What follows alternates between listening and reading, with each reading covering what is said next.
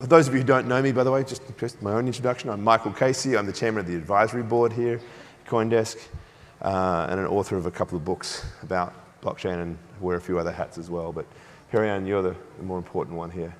Well, I don't know about that, but thank you so much for having us, Michael. It's a pleasure to be here at Consensus, and really appreciate your leadership in this space and the contributions that you have made. I'm Perry-Ann Boring. I am the founder and president of the Chamber of Digital Commerce. We are a global trade association representing about 200 companies that are innovating and investing in blockchain-based technologies. Our mission is to promote the acceptance and use of digital assets and blockchain technology, and we do that through working with our members, the industry, regulators, and the policy community to advocate for a pro-growth legal environment that facilitates jobs, investment, and economic growth. Great. David? And I'm David Foreman. I'm the Chief Legal Officer for Fidelity Investments retail broker-dealer. But my more fun job is that I'm the General Counsel for our new digital asset services company. Those are both full-time jobs, and the intersection of them is really a fascinating place to be, which is why I'm here. Great. Okay. So the focus here, is to really try to have a bit of a conversation about regulation and how it acts either as a catalyst or a hindrance to innovation, particularly as it pertains to blockchain technology. And we're going to take a bit of a US focus here, but we really want to place this in the international context. So the first thing, David, we were chatting earlier a little bit about, the very fragmented nature. The US is really quite unique in terms of the multi-jurisdictional, multi-agency way in which regulation is formed, is enforced, and is managed in this country, and how that poses challenges really for the US globally. Just describe it, if you don't mind, as best you can, a bit of a picture of what we're looking at in terms of the US structure. So, I think it's true that there is fragmentation just because of the nature of the federal-state divide for all kinds of laws, but I think it's particularly exaggerated in the case of cryptocurrency regulation. So you've got, at the federal level, as everyone knows, you've got the SEC, so you have to worry about whether your token or your asset is a security or not. And then if it is a security, that's not the end of the inquiry, that's the beginning, because then you have the entire weight of the securities laws that weren't written for this stuff, and so you have to figure out how to apply all that when the SEC itself has not figured all that out yet. Then you've got, of course, the CFTC, because tokens are commodities, and so you've got this strange situation where you can have a security that's also a commodity like pork bellies. And I don't think anybody thought that's what was supposed to happen. It's almost an accident of history that it ended up that way. And then on top of that, you've got AML, OFAC concerns, which apply to everything. It's not any different with cryptocurrencies, despite the fact that they are a kind of an entirely new creature that escapes the normal definitions of AML, OFAC in some ways. You've got banking laws, you've got the IRS, which is still trying to figure out how to tax this stuff properly and what is a taxable transaction and what to make of all this. You've got, I started making a list. I got down to the FTC, CFPB. I think I stopped at Fish and Wildlife. But short of that, you've got the full range of federal regulators on this. And then, just a moment, David. This is Congressman Tom Emmer joining us. Thanks very much for coming on stage. Thanks. Sorry, Mike. Thanks. Yes, so Congressman, we were just sort of laying out a picture of the great jigsaw puzzle that is the United States regulatory framework as a way to kind of frame the conversation a bit. And David was just listing out all the different levels. There's probably a bit more to go down, right? Yeah, I could. We only have half an hour, so I'll probably keep it short. But then you've got all the states, and they run the spectrum from states like New York, which jumped all in with the full, entire package of regulations right away, to states which don't regulate it at all, and some which do it intentionally, and others because they don't know enough about it, and they're very candid that they don't know enough to regulate yet. And then you've got states like Wyoming, which are, they want to regulate, they want to be very helpful, but at the same time, what they can do is very limited because they have no authority to control what happens in other states. And so, that it's the right move, but it's very difficult to get traction out of individual states doing anything in particular.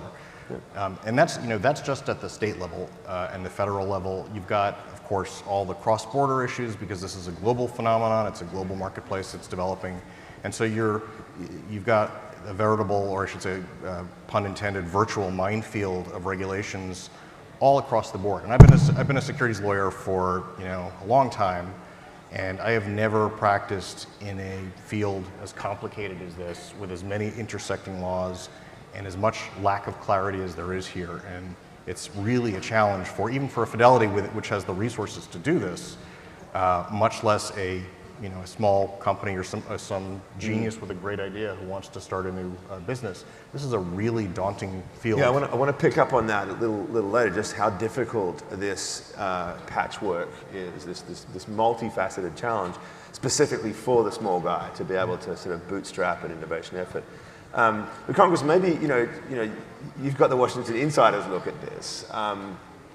Can you just give us a little bit of a picture from that perspective of how and what this problem of fragmentation means, and how should Congress be approaching it, specifically as it pertains to technology? Is there a way to grapple with the kind of competing turf interests, if you like, across this?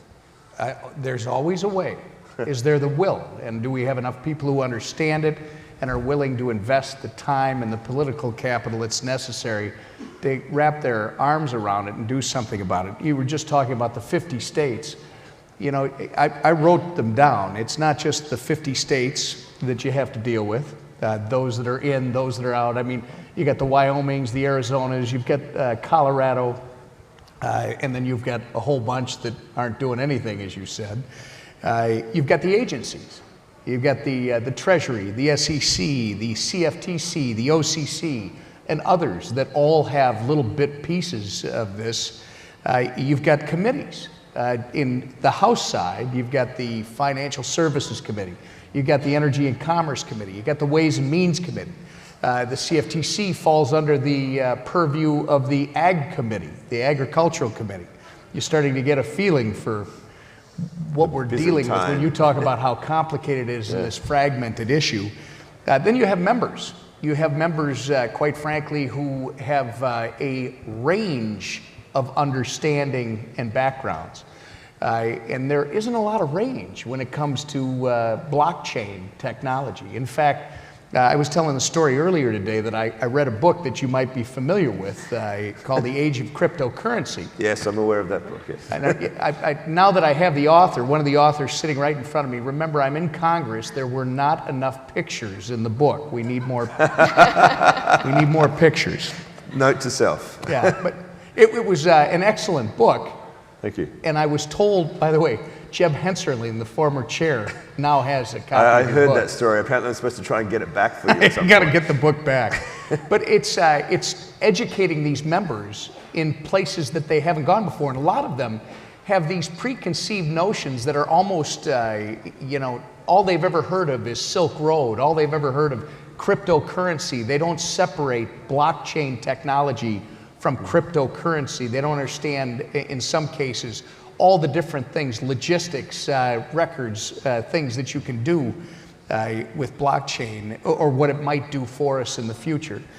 So when you talk about how do you resolve that fragmentation, part of it is you gotta, it might be daunting, but in Congress, you have to start bringing people together. You have to start bringing coalitions, building coalitions. So we have the Blockchain Caucus, which now has a little over 20 members. Which you're the chair of, right? I'm one of the co-chairs of the Blockchain Caucus. Dave Schweikert from Arizona and Darren Soto, a new member from Florida, are the co-chairs. But it's about raising awareness. And by the way, with people in this room and those that are practitioners trying to work with people who have great new ideas that they're trying to get started on, you have to bring that to Congress, and then we have to start working with the administration. One, you raise the profile. Two, then you got to figure out what your priority list is, where are your biggest problems, your biggest challenges, and put them in a list of priorities. What are you going after first? What are you going after second? One of the things we've done is we've offered the blockchain the Blockchain Regulatory Certainty Act, right? Which is if all you do is possess whatever it might be, you're not actually transmitting value for value, you shouldn't be subject to the money transmitter laws in all these different states. There's another one that we'll be offering this week. We've done it in the past. The forked assets, the safe harbor for forked assets.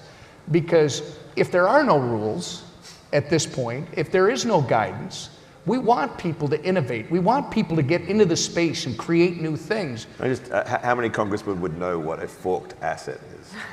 Well, I tell you what, all they got to do is sit down with us. We'll explain. There you go. That's what your But role is, it doesn't take long, No. right? You do.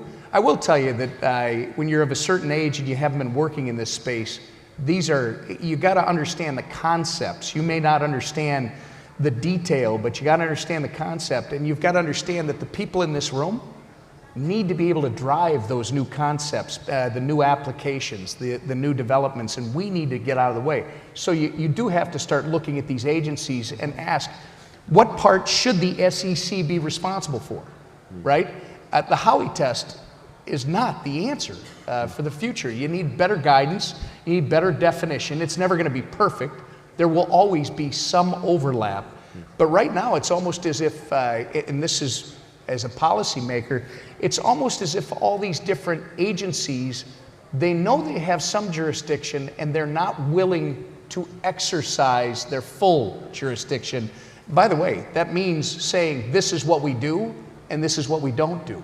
I mean, I made the comment today, Hester Peirce last week, I think, and she's speaking here today, I'm pretty sure. She's following on us, yes. Yeah, she made the comment in California, I'm told that her biggest surprise is that she thought government was going to rush into the space and cause problems. And in fact, it's been just the opposite. It's been dragging its feet.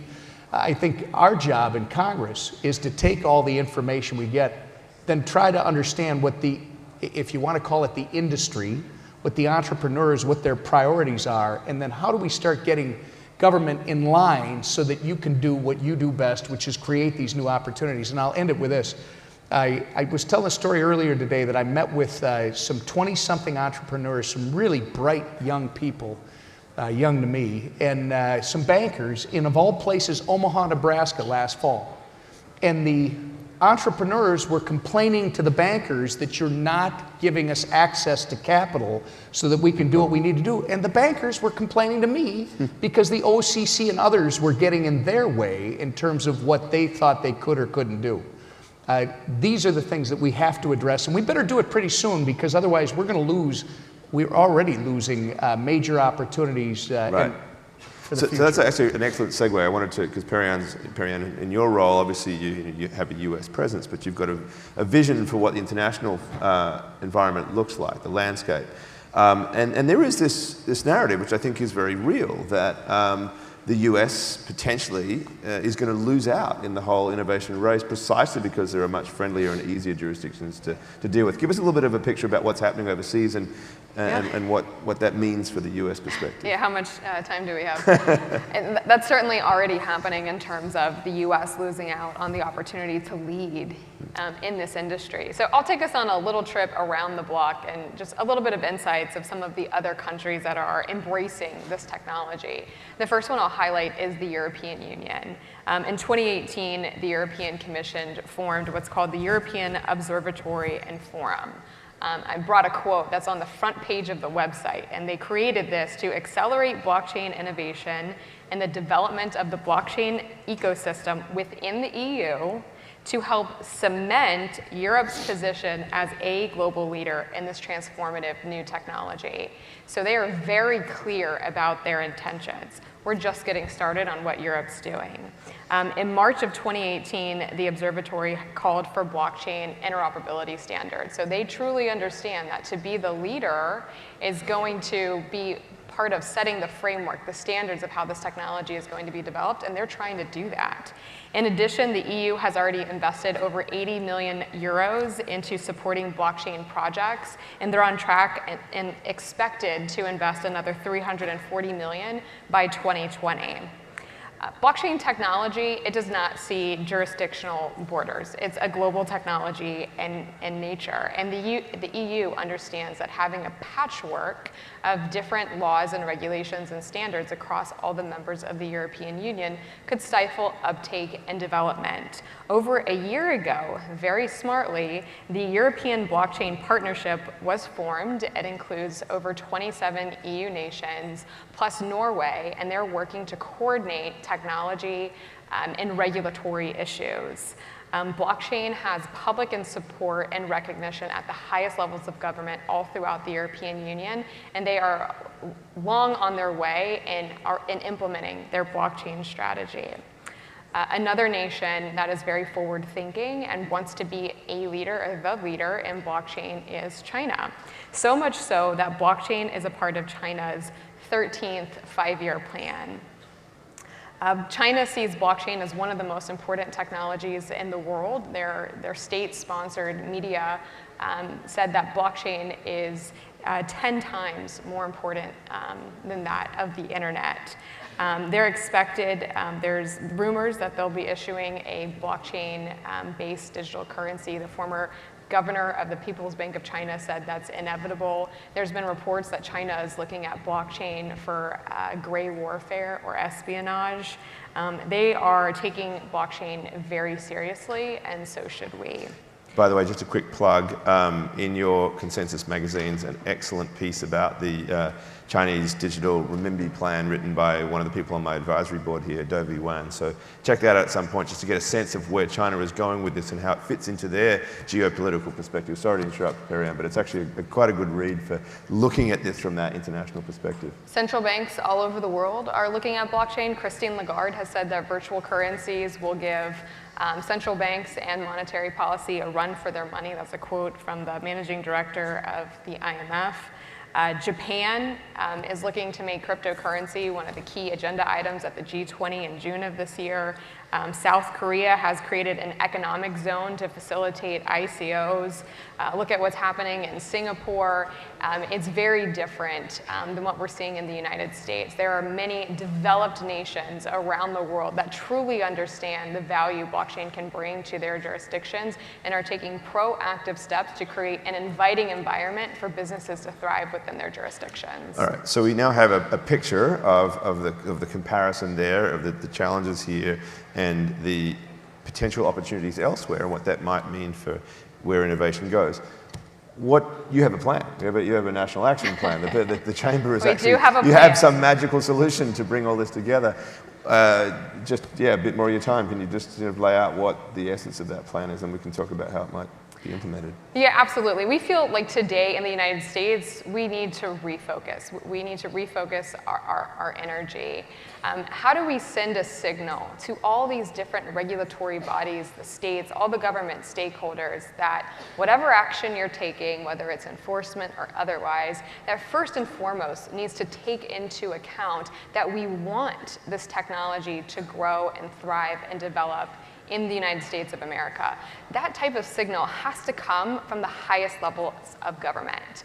At the Chamber of Digital Commerce earlier this year, we introduced the National Action Plan for Blockchain, which is a very simple advocacy campaign that calls for two things. One, we want clear statements of support from the government that says blockchain is an important technology, and we should be supporting and giving clear signals to the private sector in supporting their development of this technology. And then two, we need an action plan on how to do that. And part of that is bringing all the different stakeholders together to give them a forum to coordinate on a lot of the issues that both David and Congressman Emmer have addressed. So, Congressman, maybe you could pick up on this, because one of the concerns, obviously, is where the sort of overarching leadership comes from, right? And so the idea that an agency, whether it's the SEC or the CFTC, or for that matter, the various associations of state regulators and the like, have a kind of a cohesive picture about what the actual agenda is. What role, whether it's through the administration or some sort of cross-Congress presidential relationship, how do you establish that preconceived leadership structure within which we can start to form some cohesion around all this? In Congress. In Congress, okay. Yeah. Well, I think you start by, as I brought up earlier, the blockchain caucus. And I have to go back a little bit so you understand that in the Financial Services Committee, the first hearing that involved cryptocurrency, blockchain technology, issues like that, I told the story today of listening to Republicans and Democrats. I have something in common. Most of them on both sides had no idea what they were talking about. And I think that's where you have to start, right? It's the agencies, I think, are hungry for direction. I don't think, in my short experience, I don't think you've got some movers within the administration, the Giancarlos, I mentioned Hester Peirce earlier, Clayton at the SEC. They are interested in doing things, but they're trying to be thoughtful. And I almost get the feeling, I come from Minnesota, so forgive the phrase, they don't want to get over the tips of their skis. They want to make sure that they're doing this right. And yet, because of the delay, because of their thoughtfulness, the delay is actually costing us opportunity. So how you do it is you raise awareness amongst the members. You find a few champions on both the Senate side of the building and on the House side of the building. And then, as I said earlier, you have to, with the industry, talk about where are you, we had this raised today, the bottleneck in terms of stopping projects from advancing, whether it's banking issues, whether it's working with a certain administrative agency, whether it's a state issue. We have to identify what are the priorities that you have to start going after first, and then you have to start moving them through the administration. I do think Republican, Democrat alike, the more that elected officials, policymakers understand what we're dealing with, the more positive they are and the more likely they are to help advance these things. And then it's a matter of the administration following along. Because I don't think you're going to see, we would have seen it by now, I don't think you're going to see the administration actually jump out first. I think it's going to take Congress to get a hold of this thing and really start pushing policies that are coming from the industry. Okay. So David, we talked a little bit earlier as well about some of the specifics here, right? There's a whole host of issues that need to be resolved, and Fidelity has a specific interest in something like custody and how that gets defined. We can talk a little bit about tokens and SEC securities laws, but I actually want to drill down a little bit into one thing that I think is a real problem in the context of this, promoting innovation, and that is that whether it's custody laws or others, the compliance costs can be so high that the only ones who actually get through it are the Fidelities, right? Or, I remember hearing a VC, quite prominent VC, talk about the bit license that New York was embracing and said, frankly, if this thing goes through, I will only invest in Coinbase because they're the only ones that have the funds to actually cover all of those costs. So talk to a little bit about that if you don't mind, and what would be a smarter approach to lowering the compliance burden for small players so that we can truly create the ecosystem of innovation that we want, but within a legal framework that's not going to leave them worried about being dinged. Sure. No, so I think it's not just a question of uncertainty, it's that the laws are constantly changing.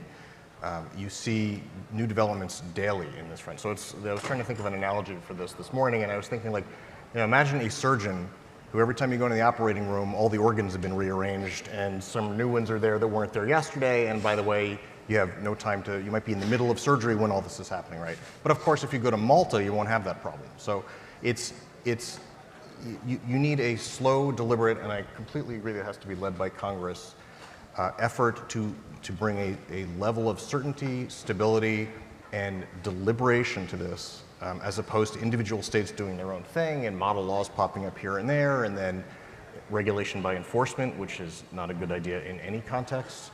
I think there's a lot of unique questions here, and there's a lot of attempting to shoehorn in these new technologies into old regulations. So, for example, in the custody space, which is one of the things Fidelity is very focused on, there's nothing in the securities laws that contemplates the idea of a multi-signature wallet or multi-signature key, where you've got several people who could be collectively controlling a set of assets, and they can't act without each other, or you need 2 out of 3 to act, and that's a brand new thing in this space.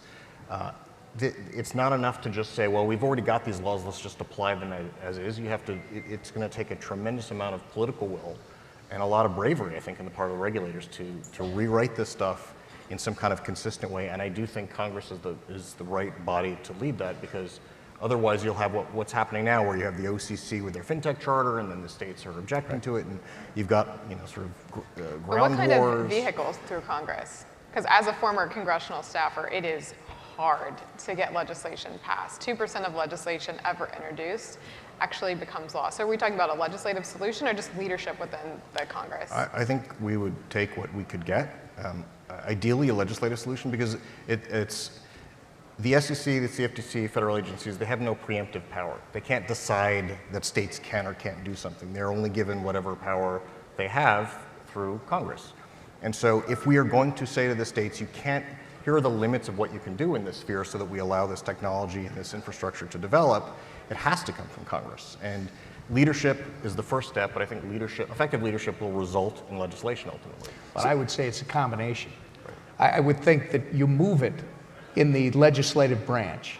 You try to move it. You raise awareness. We talked about it earlier today. You know, some of these bills are to get people talking, to educate people. They're not necessarily going to get across the finish line. They're not meant to be a vehicle. They're more of a dialogue starter. It's getting them to open up the book and go, wow, I had no idea this is what blockchain is. Oh, cryptocurrency isn't all about Silk Road. It's something else. There's many other things that are involved here. But then I think you have to get to a point where you can do things through the administration.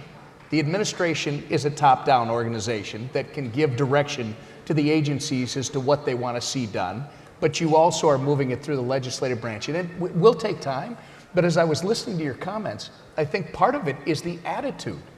You know, you have to show that our government is interested in creating a safe place for this industry, these opportunities to grow here, because you got to have certainty, you got to have some predictability, but you also have to have confidence that we want you here. And I think right now, because of all the things that are changing, like these young kids in Omaha, they said, you know what, we're going to Europe. No, I totally agree.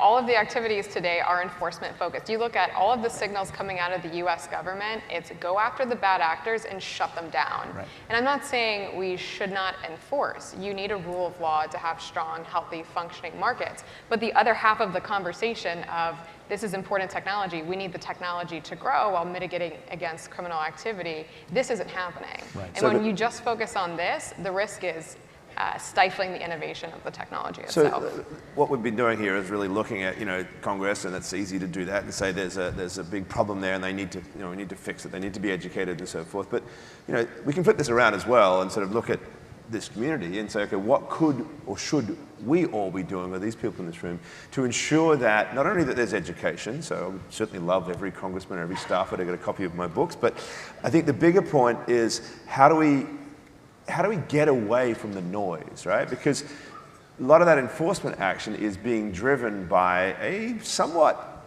not unexpected response to the kind of crazy madness that this sector does go through, right? We've seen this huge bubble. We've seen a lot of, frankly, you know, scammy type things happen. And they don't represent by any stretch the broad majority of what's going on here, nor by any stretch the potential that is here. But obviously it gets all the attention. So how does, what would you know, just as we've only got 2 minutes left, but if we could just, somebody could give us a sense of what people here should be doing to try to shift the needle away from, you know, that sort of craziness to what really matters. What's the message that could come out of this group? You mean you're I'm ready. I mean, sure, I'll I mean, as someone who used to work on Capitol Hill and who represents money companies in this space, we need professional voices. And we also need full-time advocates working with the policy community. You can't learn blockchain or crypto in one day, one meeting, one briefing by reading one book. It takes ongoing engagement. While all the innovators and the entrepreneurs are busy building their business, it's also important that we're investing resources in independent advocates, third parties that can act on your behalf to educate the powers that be. Washington, with the stroke of a pen, can change the direction of an entire industry. So it's important that those people in those positions of power are educated and have strong resources and tools to help guide them in their decision making. Well, and don't allow the media space, to be filled with only one side of the story. I mean, clearly, elected officials who have not been in the community, the industry, they're only hearing one side of the story. We need your stories. We need to hear the great things, the dreams that you've got, and how you're pushing them, and what you think you can accomplish, because those policymakers can sell those. You give us that stuff, it gives us the other side of the story, so that when you have my colleague from California, Brad Sherman, who says we should pass a law outlawing all cryptocurrency, you can quick reset the needle and say, these are major opportunities, and you can't be so myopic as to just focus on the bad stuff. You got to look at all the good that's out there and the opportunities that are available. Yeah, I agree with all of that, and I guess for me the theme there is engagement, that you have to engage with the regulators, you have to engage with your legislators at the federal and state level, and you have to talk to them so they know what you're doing. There's a real urge, I think, sometimes in a new space like this to try and fly under the radar, and I think that's really counterproductive. It's much more likely to get you what you want and get all of us into a better position the more you talk to your regulators about what you're doing and how you might do it better. Great. Well, on that note, you now have both the description of a national action plan and your own action plan to go out and help move the needle in Congress. So how about we just round this up with a round of applause for the panel. Thank you very much.